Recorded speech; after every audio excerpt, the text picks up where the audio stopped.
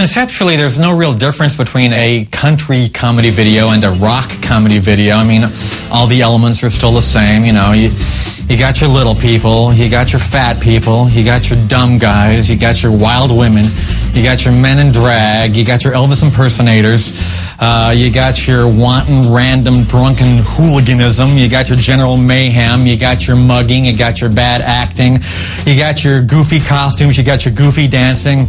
You don't need all of these things to have a successful comedy video, but you need about half. Well, I love her,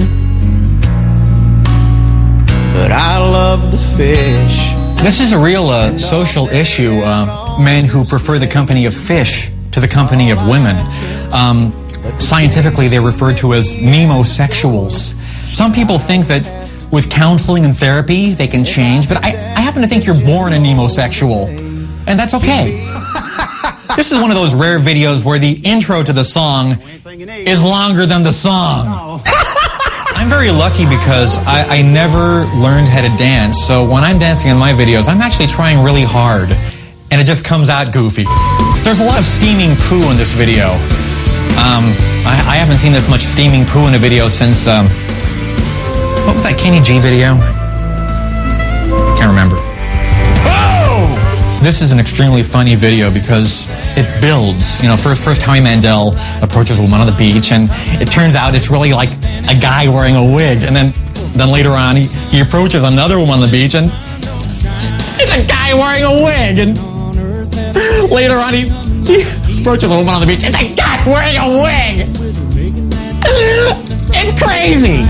Yeah, I was always a lazy one. You know, I'm sorry, but I just don't get Cletus T. Judd. I mean, what kind of a man takes another person's song and changes the words around to make it funny? That's pathetic! What a freak! Me up beside the jukebox if I die. I think Joe Diffie tapped into something really profound. Dead people are funny. Hilarious. New shoes. If you want to see people with normal clothes, you get on the subway. That's what music videos are for, to see people in stupid, outrageous, goofy costumes. Every girl's crazy about a sharp-dressed man. Who is that guy? I'm guessing he was the choreographer of the video.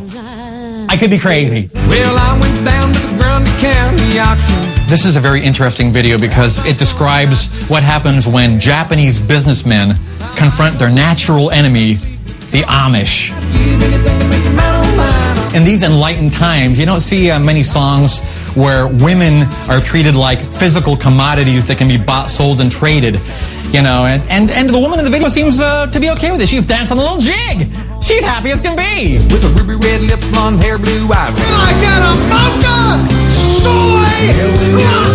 It was great to see Jason Alexander in this video too, because he exemplifies latte rage. We're gonna put you in an Alan Jackson video. By the way, you're gonna play the ugly chick. That sounds like me. I'm an ugly girl. I could do that. There's nothing quite as funny as somebody with a glandular problem, so we try to incorporate those as often as possible to mock them. Is Toby Keith a cowboy, a biker, a pimp, a doctor, a cop, a yuppie in a clothing store? What is he? He's like Sybil. I'm not sure what the whole thing with transvestitism in country videos is, but boy howdy, isn't that a hoot to see a guy with a wig. Marianne and Wanda were the best of friends. This is probably the funniest song about domestic violence and cold-blooded murder in the last 20 years. It's really great. This is without a doubt the best Jeff Foxworthy video that I didn't direct. This is when they had a budget. We got money now, we don't need Al. Ready or not, here we come.